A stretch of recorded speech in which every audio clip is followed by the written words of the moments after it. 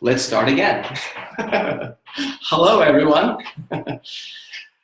Hey to all my beautiful friends around the world. I'm honored and privileged. We are honored and privileged that we have an opportunity to speak with all of you, just to really be a contribution to your life, to the planet, to people around the world. It was something that has been a lifelong dream of mine. I feel like our family was built for this in so many ways. And even before the children were born, it was sort of like I knew before they came into this world that they were going to be a major contribution to this reality and creating a different reality beyond this reality. And so, I didn't know exactly what that was going to look like and what sort of things would show up in our lives. But, and you never want to have tragedy be the motivating factor. But,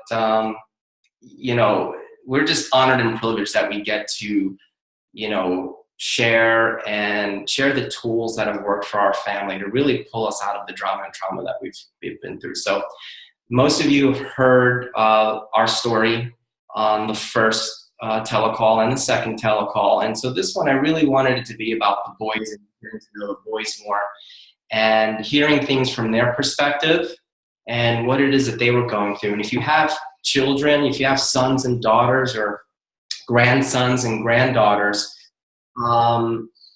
we're a different family. And my boys are very different, and they're okay with being different. But we know that there's a lot of children out there that are not okay with being different. And so a lot of kids are cutting themselves today. There's a lot more suicide today. And as you all know, their mom committed suicide. She suffered from what they call bipolar disorder or manic depression. And we can go on and on and on about all the different things she went through at the time. But, she took herself out. She felt she was hopeless. She believed that she was demon possessed at the time. And she thought that the best way that she can, help our family was to remove herself from this physical plane and move on. And so, so guys, could you talk a little bit about, how that experience was for you and what was life for you like then and like, what is it for you now? Right after. Yeah. Well, I thought it was interesting because on the day that she decided to take her own life, I remember no one was at my house and we had to stay at our next door neighbor's house for a couple hours.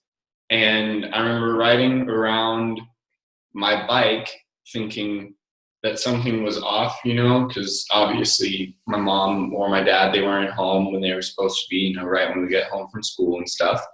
And I was like, wow, something's different. This is strange.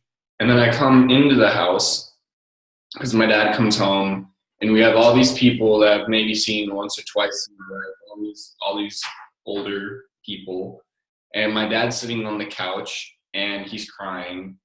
And I thought it was interesting because in that moment, before even anyone had ever said anything, I said, wow, my mom is dead. And I said that in my head. And then my dad says, boys, I have to tell you something. Your mom's never coming back. And, and I was like, oh my gosh, that's crazy. And I knew that before it happened. Yeah, and actually it was April 25th, 2011. So it's almost been 6 years. So it's interesting that we're actually doing this class, this Zoom call, almost 6 years to the date. There's something about when spring comes around that sort of brings up that familiar energy just in the climate and the air, the way the grass smells. And so, and thank God for the tools, because when that stuff starts to come up, you don't be the effect of it.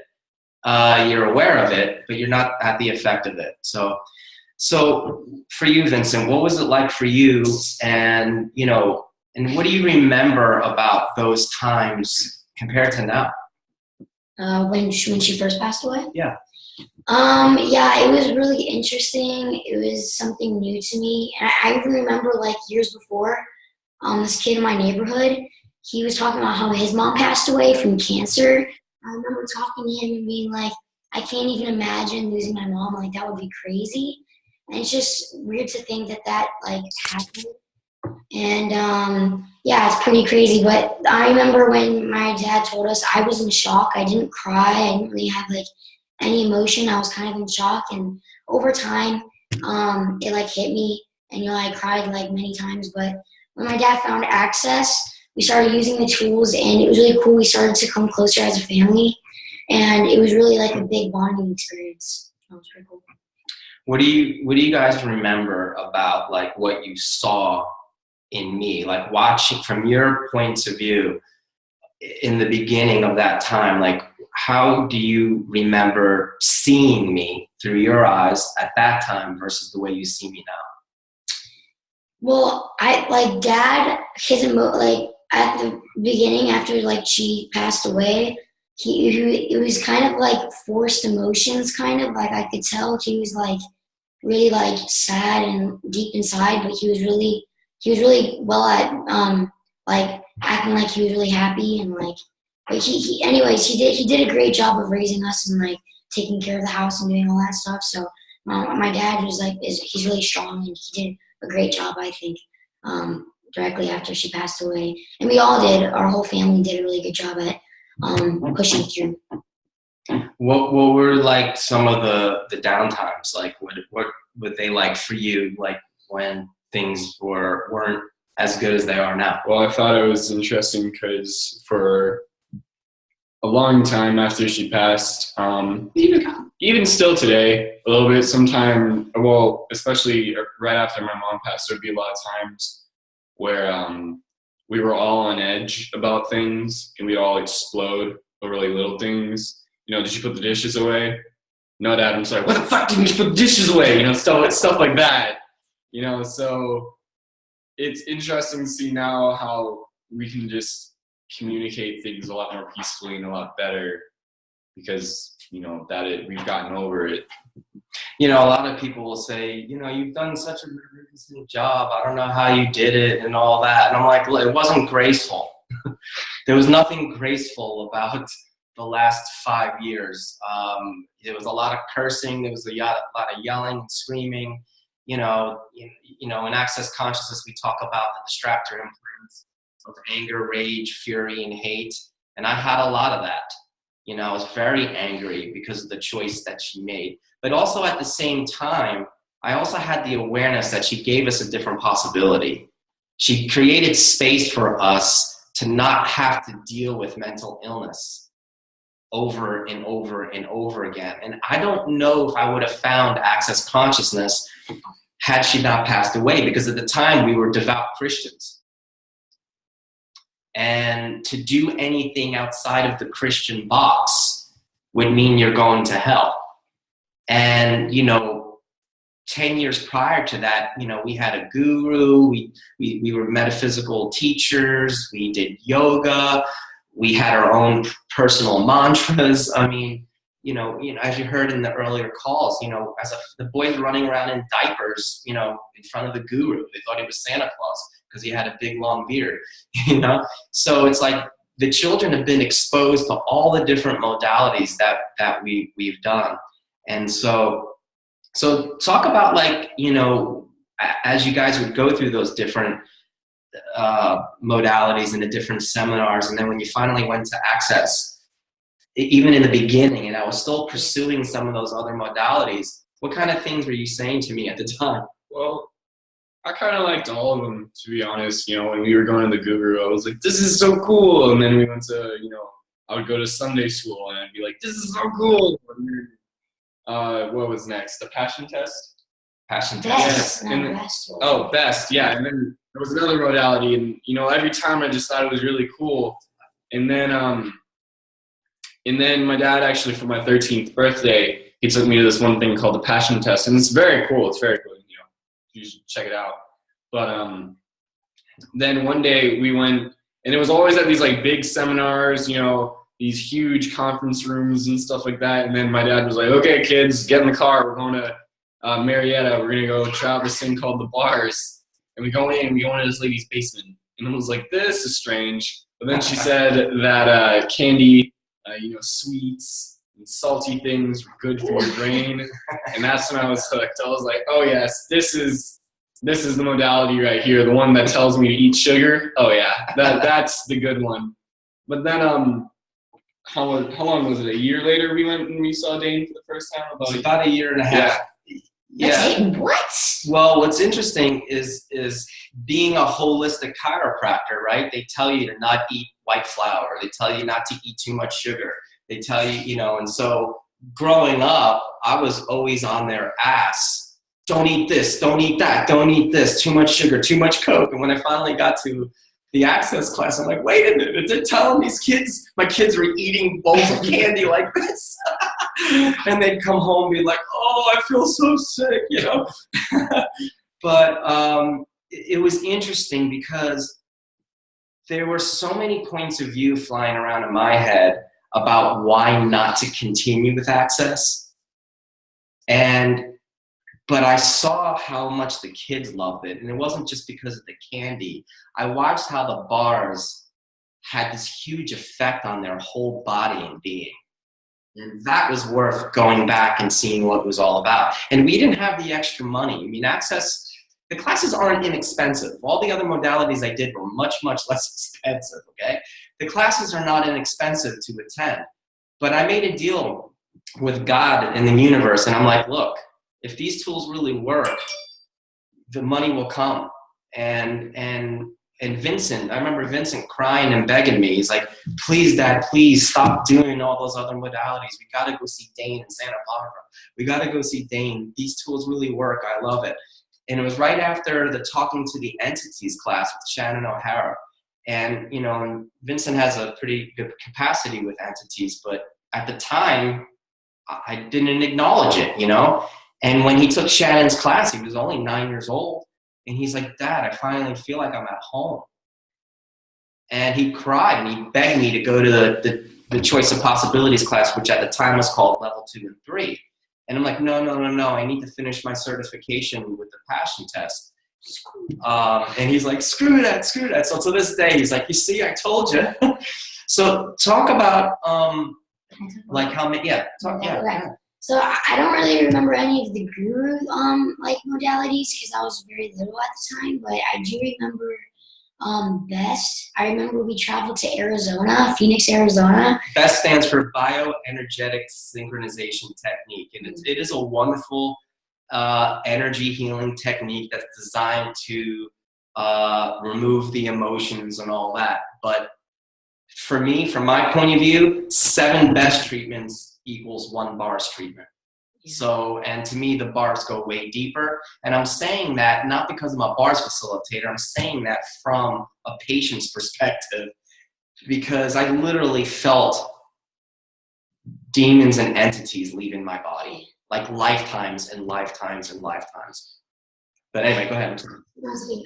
And in BEST, there's this thing called muscle testing, where if you lie about something, then the cells in your body will go weak. So my dad would do that to us every single time he thought we were lying. And I swear there was at least 4 times where I was lying and I got out of it when he used it. And I don't even think I told you that, but and then I remember the passion test. It was really specific, and it wasn't very spread out. It was kind of just this one thing, and once you do it, you're done. There's a huge gap of when you do it and when you do it again. Basically, you just write down your passions on a piece of paper and then mark off the ones that are not as important. That's basically all it was. And then when we found access, I thought it was really weird at the time because this lady was clear all the entities. How many entities do you think you have in your body? I'm like, 1,000? She's like, I think that too. Is that light for you? I'm like, yeah. And she's like, okay. And I'm like, what is this? And I remember there's only a couple other people in the class. There was very few people. And I remember watching the bars video for the first time on this TV that was distorted. It was all the screen had a green filter over it. And the lady's like, oh yeah, Dane and Gary look like the Hulk when on this TV. And it was just really funny. I farted a couple times in that class and everybody was laughing. It was hilarious. But And I remember they had so many M&Ms there, and I almost got sick because I ate so many. But it was really cool. It was a really neat experience, and we got to go all the way to Atlanta, which is a place that we would travel to anyways as like a family trip. And it was a really cool experience to go out of our way to do something that was really interesting. So. Yeah. Sorry. Bianca, are you able to keep up with that? Yes, I'm able. Just the fact that people, I was looking for information from Gyula, and he just sent me information about the settings, and actually people don't hear me. So I've just recorded myself, but I'm just looking out to see how to manage to this thing. Oh, okay. All right. What else is possible? How does it get any better? So yes, how does it get any better? So when I talked to Gary Douglas, you know, Quando ho parlato con lui.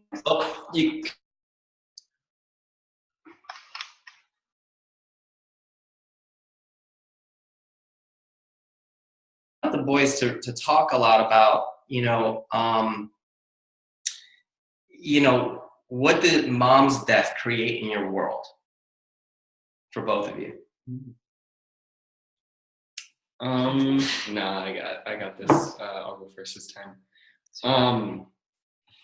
Well, I think my mom's death, it created a lot of openings to do things that, we never would have done, because when she died, we were super Christians, like the most Christian people you've ever met. Besides her cousins, by the way.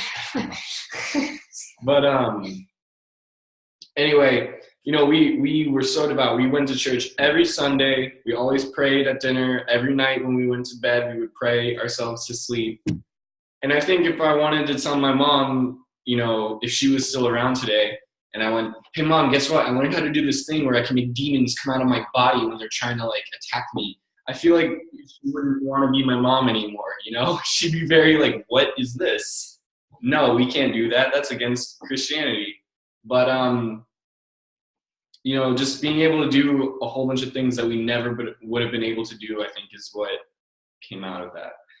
Can you talk a little bit about when you started going through puberty, you started middle school, and just some of the different things that were showing up in your world, like some of the anger and resentment that you had, and my angsty teenage phase of anyway, yeah, I had a lot of anger within me. I remember sometimes I would think why me? What, I didn't do anything to deserve this, and just typical things that I think people would think. I get really angry too. I remember one time we were driving in the car and Vincent kept poking me in the back of the head, like "Nyeh, nyeh," and then I exploded and I was screaming at him. I was calling him like a fucking asshole, and I was like, "You fucking dick!" And he was like, "Jesus Christ, I was just poking you in the head." And I just had, because I never let it out. I'd feel angry and sad, and I just go, no, those make me feel weird, and I just shove them in me. I would just crush them into my body until I couldn't feel it anymore. And then, like anything, the energy has to go somewhere. So it would either be just shoved down in there or exploding out of me. That's not exactly the most healthy thing to do. So after a few explosions out, I kind of, with my dad, came to the realization, maybe this isn't the best thing to do. So now it's just what did the bars create for you when you would receive a bar session? And when you're a parent and you're a facilitator, even as a medical doctor, it's hard to they don't treat their own children, right?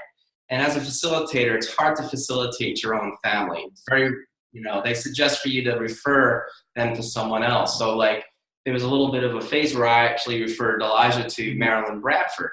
And, he had several sessions with her, and it was amazing just to see, by asking questions, which is one of the tools we learn in Access Consciousness, is, ask a question, be in the question, live as the question.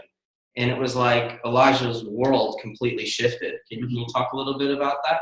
Well, yeah, I think that's very true about the whole, it's kind of hard as a parent to facilitate your kids, because my dad would be like, Eli, what's wrong? And he's like, you, Dad. And then I just, kind of go away. But then once I had Marilyn Bradford, she'd be like, what's wrong? And I would, I just opened up and I told her everything. I told her the big things that were bothering me. I told her the little things that were bothering me, about how I stubbed my toe that day or something like that. And, it was kind of strange because I was like, wait a second. I came to this realization. I was like, if I can open up like this to some random lady, why can't I do this to my dad? So afterwards, I became a lot better at letting my dad know what was up. Yeah, we've always been a very open family. Very open. Probably too open. Yeah, but even when he started puberty, I remember I started to talk to him about the birds and the bees. I don't know if you guys can translate that in your languages, but basically about sex, different sex positions, kissing, pubic hair, masturbation. We started having these conversations. And so I started noticing Elijah really going inward, and I could never understand why he would not want to open up to me, because I made myself available to him to talk to me. So, but at that point, one second. Why wouldn't I? Okay, for the record, my dad would be just like, hey, Eli, you ever tried masturbation? Well, let me tell you my point of view about that. And here's my reason and justification. Nobody talked to me about masturbation. So I didn't start masturbating until I was 16 years old. And I was a time bomb by then. I was like, I wish someone would have told me to do this 4 years before 16. I would have been a much happier teenager. So I figured, since he started getting pubic hair down there, and a lot of it, I'm like, oh my God, he's turning into a man. He started blossoming much earlier than I did. And I said, okay, we're going to talk about masturbation. So I don't know if that was a good thing or a bad thing, because it piqued his interest in other areas that created viruses on my computer, and I was very pissed about that. So I'm like, look, I'll go get you magazines, dude. I'm like, just don't do it on the computer, because I don't want to have to pay the computer IT guy money to, give me a new computer. So anyway, well, we digress here. That actually brings up a good point, though. Because my dad, he would be like, I'm here to talk to you about these things, and I'm here to explain all these things. But I was like, that's weird. So I just Google it instead. My friends would say something like blowjob, and instead of asking my dad, hey, what's a blowjob? I'd go and Google it. What is a blowjob? And then, all sorts of things happen. But, and afterward, you kind of just realize it's a lot easier if you have a question to ask a real human being. Yeah, so a lot of you parents out there, even with all your best intentions, when you approach your children, to be open about those sorts of things, and even though you're available for them in that way, they may not come to you because you're their mom and dad. They may feel weird about that, and one of your kids might, and the other one may not, and they may feel more comfortable researching it on their own, but to make them aware of, if they're going to research it on their own, all the different types of things that are available out there, because some are good and some are really bad. And, so that's another topic in and of itself. And so, yeah, so please, if anybody has any questions, though, about how the tools helped us, please feel free to ask, because we're really trying to not only reach the adults here to create hope, and possibility and contribution to this world. But what we're really trying to do is get you to see that you can create a life beyond your drama and trauma. You can, regardless of what your past is, regardless of what's going on in your present, you can live for a greater future. And we're here to sort of represent that. And this class is for the adults, but it's also for the children as well. And because there's a lot of kids in Access, and there's a great class going on right now called the X-Men, but there's a lot of kids in Access that are very different. They feel very alone. And I was one of those kids. And then if drama and trauma happens in their life, they feel even more alone, and they feel like they have no place to turn. And these tools will not only get you beyond your drama and trauma, but these tools work in such a way that they get you to see the miracle that you are. Okay? And they take hope and they turn it turns into possibility. And then when you have the possibility, then you're excited about life. And then every day you wake up, you're excited to get out of bed and create something that day that maybe you didn't create before, or you didn't even think that was possible. You know, are we perfect? Not at all. Do we have ups and downs? Absolutely. But just the bars alone, if all you ever did was just the bars, sometimes words have no effect. They're worthless as a parent. But if you say, lay down, let me run your bars, it would bring us closer and closer together. They would just come up to me out of nowhere and just hug me and say they love me. What kids do that, especially when they're teenagers? Kids don't do that. They're like, get away from me. I hate you. You're an asshole. And a lot of times teenagers do that because that's their way of, they need to create separation so that they can start seeing just themselves. They can see like who they are. So what they'll do is they'll try to separate from their parents just so they can see their independent selves. And that's okay, but it's not necessary because, you know, consciousness includes everything and it judges nothing. So if they separate from their parents, they're really separating from themselves as well. So there's so much to this class and there's so many places that we can go with this. And, you know, we like to throw it out there, like, you know, what is it that we can help you with? Are there any questions? Do you have children or grandchildren that are struggling? Are you presently going through a difficult time right now and would like to learn tools? Because this 3-day class that we're going to do is going to be 3 days of intense facilitation, but to create a greater possibility than the one that you may be presently in, or even your past. Life might be okay for you, but how many of you are still living from your past? How many of you are still making decisions based on what happened in the past? So the class is about getting you beyond that, to live for a greater future.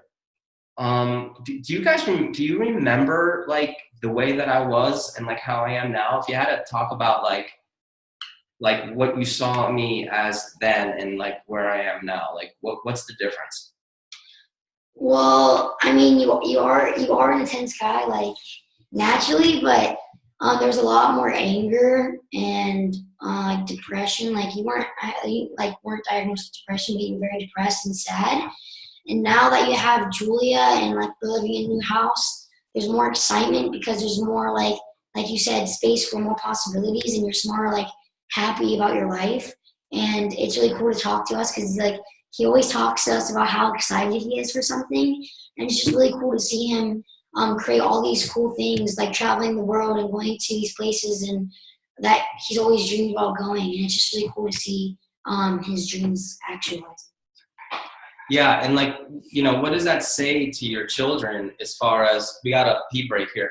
What does that say to your children when you're creating your life? Because I asked Gary, you know, I was a single parent. I'm like, Gary, how am I going to travel the world and leave my kids behind? I don't want a babysitter raising my children, you know? It's not fair to them. I always felt like I needed to be there all the time because I was their source, you know? I was their primary relationship. And he said, he asked me, he goes, you've been creating everyone else's life but your own. He's like, you spent the last 10 years keeping your wife sane and stable as best as you possibly could. And he's like, how did that work out for you? He's like, your kids will be fine. And then I'm like, am I going to die in a plane crash and then they're going to have to be raised by their aunt or something? He goes, no. He goes, they'll get to see you get old and all that. Because Gary's a psychic, you know? And so I'm like, okay. But, you know, it's like, where are you holding yourself back because you're afraid you're going to leave people that you love behind? So everything that is, you just trying to create that point of view. Yes. Yeah, right and wrong, good and bad, pom pop, all nine shorts, boys, men. Okay, we have a question. What tools you play at school? That's for the kids. So what kind of tools do you guys use? Well, I'm not sure if they're like specific tools, but Access has made me like much more aware about school, and like it helps me in school, about teachers and how to and also pulling energy from teachers, especially this one teacher named Miss Barnett, because she's very sorry to put names out there, but she's very like aggressive, and she likes everything her way. So my dad was like, just pull energy from her. And really, like, I'm now her teacher's pet after pulling energy and also manipulating her in certain ways. Because yeah, it's just really funny, but also being more aware about certain students who to hang out with and things like that, and also asking, how does it get any better than that? For example, if I get like a bad test score or something, at first I'm like, shit, and I'm like, how does it get any better than this? You know, and I try to look on the bright side and how I can fix it, and I guess like raise my grade. Elijah has something really good that recently just happened, where he was using the tools with one of his classmates she was cutting herself, and she actually has a capacity for entities and stuff, but you know, she's going insane and then telling her that she's got these issues. Would you like to talk? Someone's asking how to use the tools in school. Would you like to share that example of your friend? Oh yeah. So the other day, you know, I was just relaxing on my bed because, you know, I'm excited because I finally got a new bed. And anyway, I got a message, and my friend says, "Hey, I need your help." And I'm like, "What's wrong?" And she says, I have this insane urge to cut myself right now, but I really don't want to, because if I do, I'll get permanent scars. And I was like, oh geez, that's wow, that's intense. And I the first thing that came to my head was I said, you know, this is gonna sound really strange, but is it yours? And then she was like, fuck. And said, you don't have to answer it, just be with that, just be with, is it yours? And she was like, okay. And then I said, you know what, why don't you, I said, here's an idea. Be with that, and then do push-ups until you feel like your arms are gonna fall off, and then do sit-ups until you feel like your chest is on fire. And she says, no, I can't do that because I'll cause noise, and I can't be making noise right now. And I said, okay, well then hold the plank until you feel like you're gonna die, and just be with that. Just be with, is it mine? And she says, okay, I'll give it a try. I said, good. And then I guess she fell asleep, and then I fell asleep, and then I wake up the next morning, and I asked, like, how are you? And she says, I was good. I didn't cut myself, and now I'm just relaxing. I said, wow, that's awesome. That's really cool. So, you know, it's crazy because, like, when I was first learning these tools, and they're like, you can save people's lives with this, I was like, yeah, right. Someone to be, you know, falling off a roof and be like, stop, is it yours? You know, that's not, because that's kind of how I was thinking about it. I was kind of just in denial about it. But now, like, this was really cool because I see that this really can help people who feel alone and different. Awesome. So Claudia, I hope that answers your question. So is there anything that we can help you with while we have you on the call? Are there any questions? Maybe they're not for you, but they could be for someone else, and you can bring this information, or for the boys. What would you guys like to know? What's domande? Domande. Do not know what that is. Yes. Oh, questions. Question. Oh, thanks, Bianca. I couldn't see If they that. have questions. Domande? And You're asking a question Yes. while you're saying questions. if they have questions, I didn't manage like to get on. We have questions translated like like this via live, and then I will send them the recording. Okay, that's Well, fine. while you with the guys are translation. typing things, if you want to, can I talk a little bit? Yeah, go for it. Okay, well, going back to the thing about how the death of our mom like created room for us to create. I remember my dad. Okay, so we were like really angry at each other, and he's like, fine, write everything that annoys the shit out of you about me on a piece of paper. And I was like, okay, and I wrote down like a million things. And by the way, it was backed up with good like. But I read it to him, and he's like, okay, fair. And he's like, now write everything that you think it annoys the shit out of you about Jessica, and this is after Jessica's his mom. Yeah. And this is after she passed away. So I get the paper, and I couldn't write like one thing because I had the awareness that she created so many like different roads to take and so much space. And I ended up writing like all of these things that positively impacted our lives that happened that would probably we would never have run into if she didn't choose to take her life. So I was writing stuff like, I pretty much, it was a thank you letter instead of the shit out of me letter. And I was talking about how Dad found access and how he found Julia and how he's traveling the world. And it's just crazy to think how far we've gotten in our lives from something that seems like so negative at the time, but it can turn into like the best thing that like ever happened because it created so much space in our lives to create new things. So he actually wrote a letter of gratitude to his, deceased mother, and I said to him, I said, okay, I could tell you're very angry with me. I want you to write down on a piece of paper, give me hell on paper, and you won't be punished, you can curse on it or whatever. And boy, did he take full advantage of that. It was like 2 pages back and front, and he writes really small too. And he just cursed me out all the way down. And, everything was accurate. None of it was untrue. But it gave us an opportunity to look at where both of us were functioning from. I had to own up to where I was functioning from, but I also, not to give him reason and justification why I was acting that way, but to give him awareness and information as to why sometimes I act in the way that I do. Because it's not just because I'm an asshole, but there's things going on in my world too. And it's important that, there's that saying is, before you judge somebody, walk in their moccasins at least a mile, right?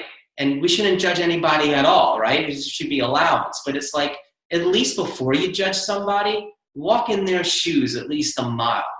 Because everybody has their own points of view, right? And so helping him become more aware of where I was functioning from, actually, instead of him holding on to that resentment and anger, and help him to go, oh, wow, cool, I get it now. You're not just an asshole.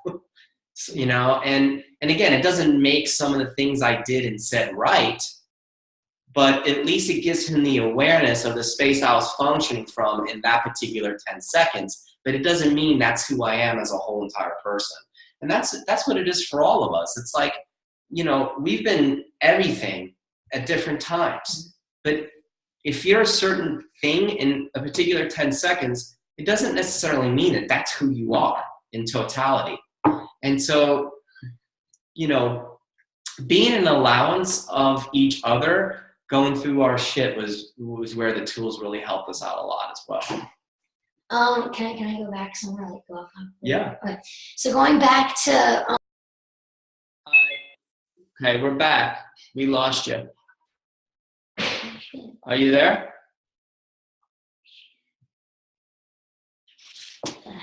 Hello? Can you hear me? Here we go. Can we hear me? Can you hear me? Everyone's frozen. Strange. Francesca. Francesco. Ciao. Hi, ciao. Can you hear us?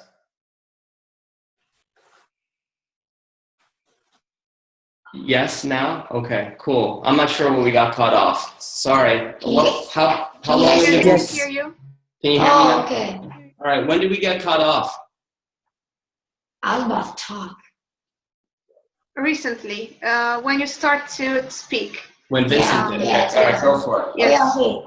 So going back to talking about how like I've gained, basically I've gained a lot of awareness from Access, and it's like going like when we travel to cities, it's so much more interesting because I can like look at people and I can perceive some of their energy, and sometimes I can just like by looking at certain people, I can be like I know it's kind of, I guess it's not really good or bad to do this, but I'm like, oh yeah, they're human. Like I can just like look at them and like see like how they live What do their you mean lives. by human? Because there might be some people on this call that don't know what that is. Okay, so I guess it's really hard to describe, but okay, so Gary describes a human as being a cow and a humanoid being a horse, and how the cow will just stay in his pen and he won't care. He'll just eat his crap food and stuff like in his pen, but the horse wants to like discover new things and like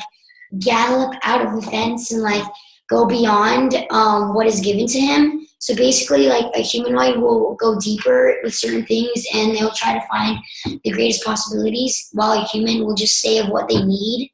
And so I can just like look at certain people. Humanoids also judge the shit out of themselves too. Yeah. That's true. And they make themselves wrong. So, and in humans, humans always think they're right. Yeah. One second. Just to clarify, there isn't really a better or worse when it comes to being human or humanoid. It's just more about your inclination to do something different. That's really the biggest difference. Yeah, it's just to get the people who are humanoids and are different than the status quo of this reality, or that are different than what is considered normal and acceptable behavior. It's to get the humanoids to stop judging themselves to so much that they're not even creating their lives. And in many cases, a lot of them kill themselves because they feel like they can't create in this reality, and they've made themselves wrong their whole lives. Can you hear us? Hello? Yes, okay, great. Yes. Yeah. I love the way you say yes, by the way. Yes. Yes. All right, so who has questions for us out there? What can we help you with?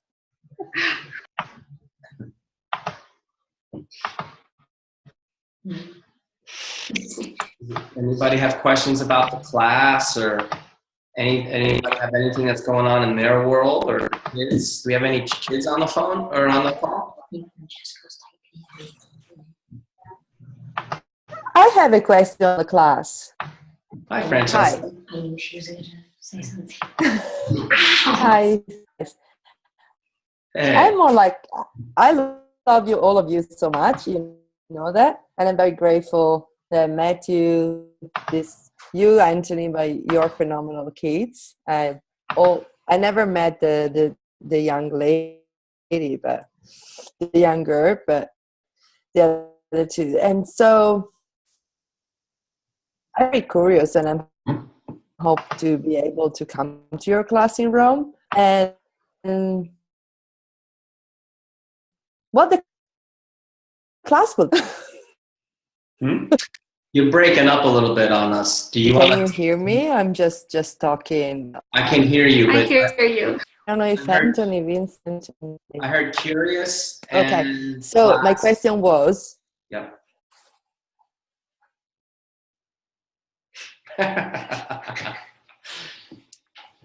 Yeah. We didn't hear it. You said my question was, and then it cut. My question was. Hey, we're back. I guess all the entities don't want you to ask the question. Return from whence you came. Return from whence you came. Are you there?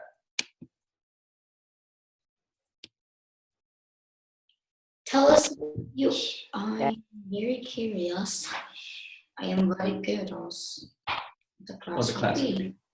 Okay. Yeah, that's a great question. You know, and I hope to be able to come to your class. Thank you. We hope you can come too. You know, the class is really about hope and possibility, and not just for kids, but also for the adults, so they don't have to. Can everybody hear me, first of all? Can you give me a thumbs up or something? Everybody's frozen. We can hear you. You can hear me. Okay, good.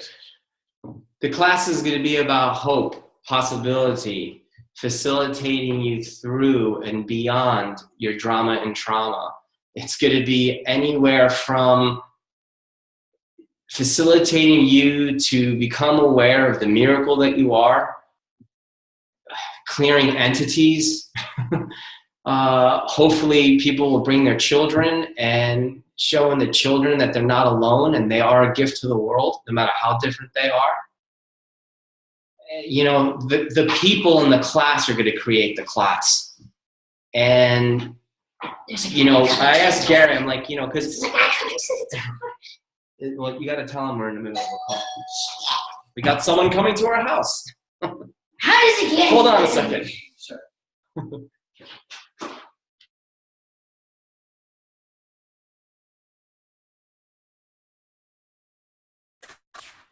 The boys, I love them.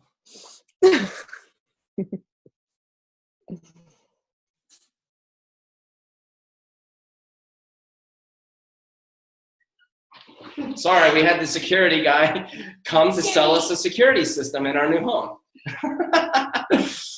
The humanoid life. So, oh my God. I forgot that we had solicitors. When I asked Gary how I can contribute to Access Consciousness, and he says, why don't you facilitate a class with your boys?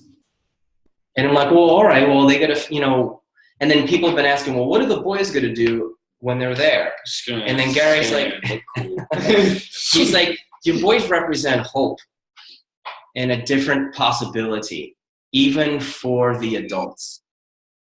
And so the class, you know, I don't want to say it's going to be like A, B, and C, but what it is the people who come to the class are going to create the class. And, you know, if we have to, we'll do some body work as well. But this is a class about hope, possibility, and contribution in creating a different reality beyond this reality. And no matter what you've been through in your past does not have to dictate your future. There's a lady So named someone has a question. Bia, how long should a session for kids take? I have kids 17, 15, and 12. That's a great question. I'll answer this question. Well, hold on a second. I'll let the boys answer the question, but I'm being a parent and a control freak at the moment. All kids are different. And even when the boys first started getting their bars ran when they were 11 and 9, the bars facilitator at the time were like, your children run like adults. So, you know, their bar sessions actually take about an hour and 15 minutes. But there are, you know, some children that, you know, bar session, maybe 10 minutes, 5 minutes. I would say for 17, 15, and 12. Hey guys, we're back. Are you there? Sorry, everyone. Okay. Did you hear the answer to that question about how long would the kids' bar sessions run? The answer is basically my children ran like adults. For 17, 15, and 12, it's very possible that you're at that age that they'll run like adults as well. Yeah. So just follow the energy is the bottom line. It could be 10 minutes if they're like 5 years old, or 5 minutes if they're 5 years old. If they're 17, you're probably looking at, you know, a longer bar session. But it's not a time thing. You really just want to follow the energy. So I would say put a movie in that both you and your child would enjoy, and run their bars. I ran my daughter's bars to Supergirl last night, and she's 8 years old, and her bars ran for 80 minutes. And she's 8. And she was so grateful after. Now, let me tell you something. Aria, she hated the bars when I first started doing them. When she was 4, she's like, no, I don't want you to do the bars. And then one day she had a stomach virus, and she was very sick.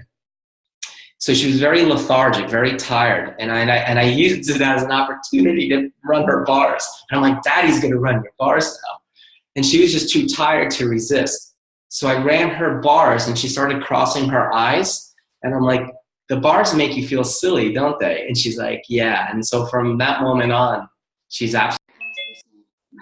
I'm interested to come, but my daughter only speaks Dutch. Okay. Hey, maybe, I don't know why we keep cutting out. So did you hear the answer? I typed it for them. Here we go. Maybe we'll take ourselves off of the video and you can just hear us and see if that helps. Can everyone still hear us? Did you get the answer, Bia? Yes. Okay. But I heard the answer about putting in a and running the bars. How long it take it? Yes, just follow the energy is the bottom lines. But at 17, 15, and 12, they may run like adults at that point. Over an hour or maybe under 30 minutes. You never It just know. depends. Follow the energy. And my daughter, when she was 4, though, there were times where it seemed like an exorcism was taking place when I ran her bars. Yeah. So what are all changing the future? Like running someone's bars and doing body work will change their future. It changes their future. I mean, I can't tell you how, it just does, and you can see it in their being as a result. I heard what? Yeah, so I saw someone ask that they want to come with their daughter, but she only speaks Dutch. So as far as Dutch, we have people that are, that need to have the English translated into Dutch. I guess we'll have a translator, right, in the Netherlands, Anita? You're frozen, so you may have to type it in.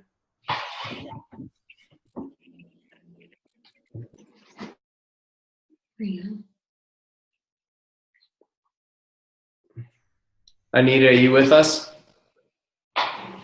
Yeah. We can translate and kids. We can translate and the kids do understand a lot. Okay, great. So yes, to answer the person that asked about their daughter who can only speak Dutch, Yeah, she just answered it's it. all good. It's all good. Do we have any more questions out there? And we're very, very open family, so please don't hesitate to ask something because we won't hold anything back. We don't keep secrets.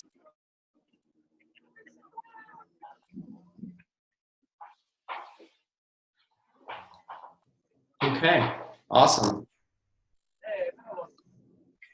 Guys, hi Anthony, hi Elijah, hi Vincent, Hi. Kiara here. Hey, Kiara. Hi, hi guys. Hi, sweetheart. I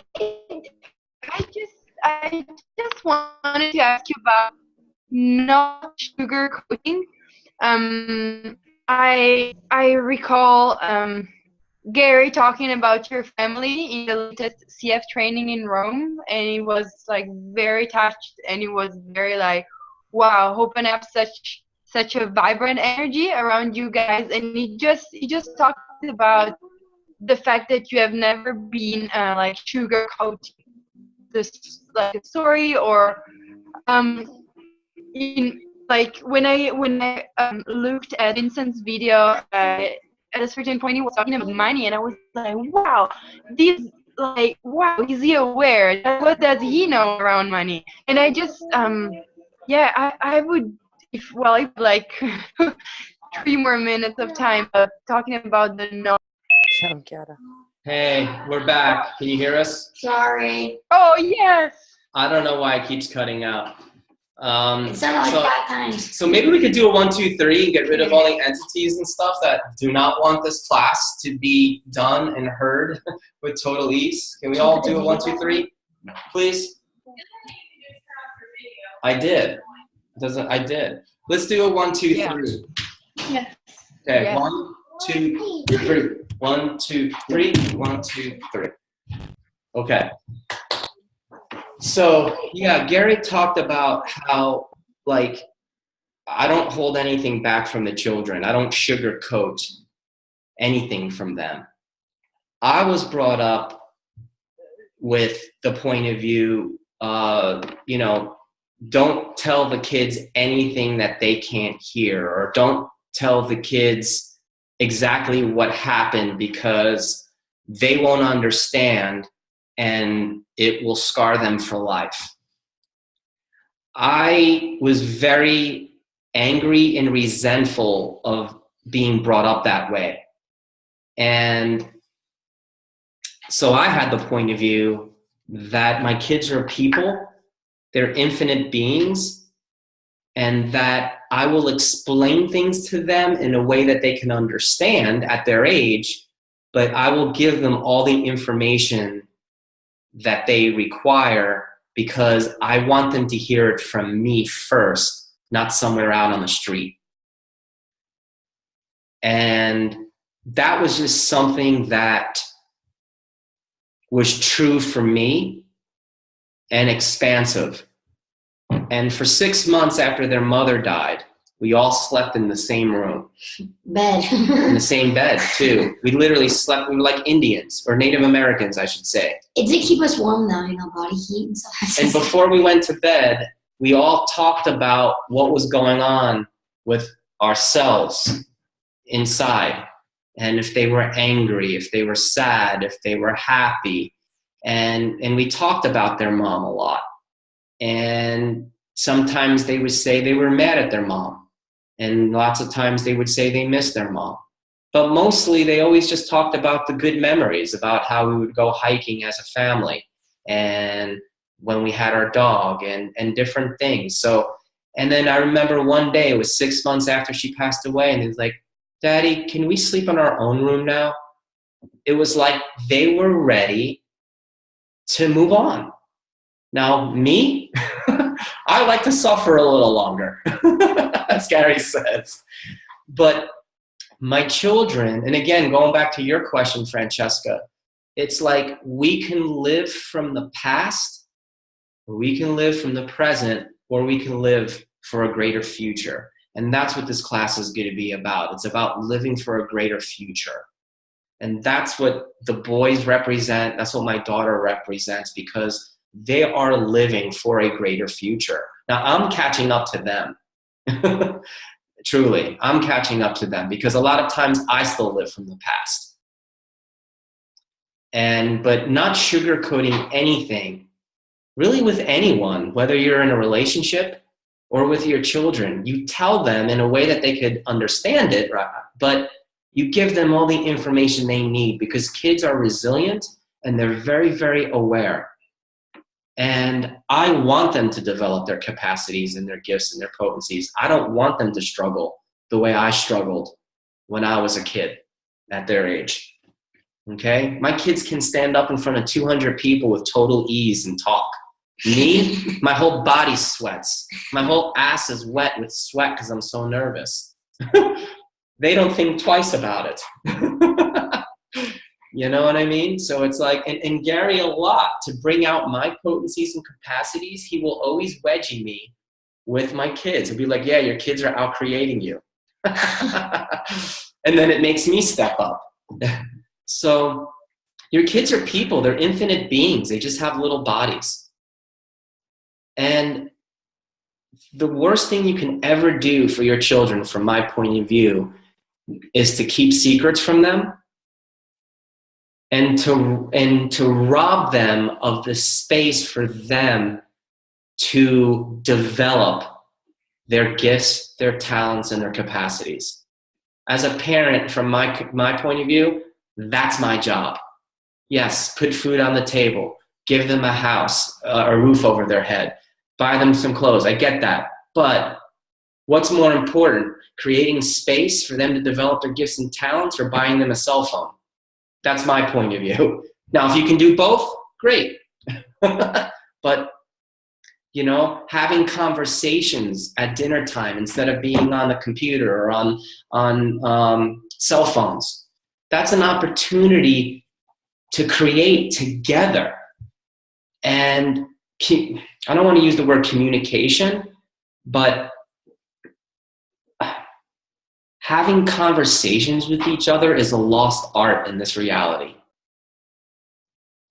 So many of you who are my friends, I don't text you. I leave voice recordings because I want you to hear my voice. And besides, it's a waste of time to stop and text. And most of the time, I'm either on the toilet or driving in my car. So, you know, but so much waste our time with this technology stuff. And, it's a blessing, but at the same time, we lose that art of communicating it organically as beings, from one being to another. But don't keep secrets, not from your partners and not from your children. So that's what Gary was saying. And, you know, Gary saw how depressed I was. He saw, not only was I depressed because of what we went through as a family, but he saw that I carried that depression my whole life. Okay? And, you know, being Italian, my mother was from Italy. She came from Italy, and nothing against the Italian culture, but, you know, we love our drama and trauma. We're very passionate people. Passion, yes. Passion with sex. Passion with suffering. Passion with our careers. Everything is, right?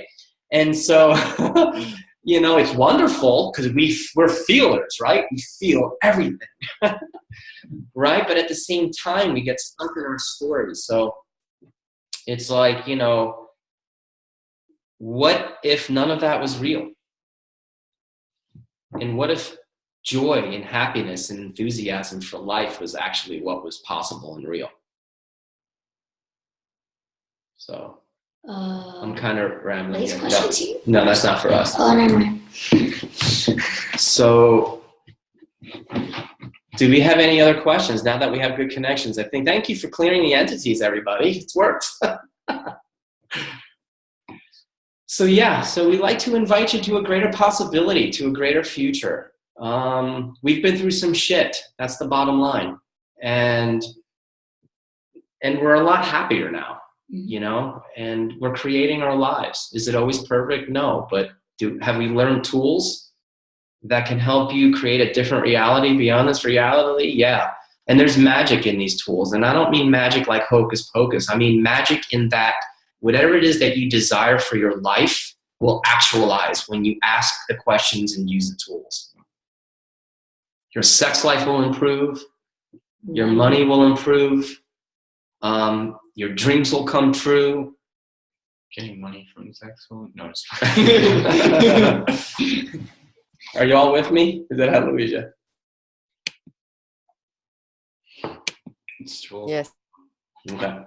12:05. All right, everybody. I'm sorry for the technical difficulties. I don't know why, but thank you for being on this call. And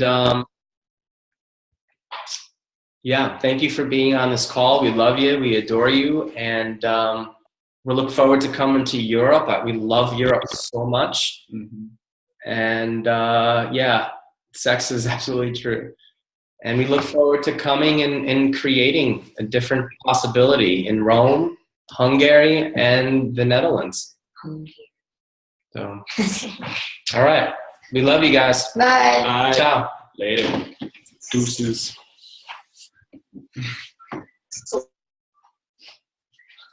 Coming.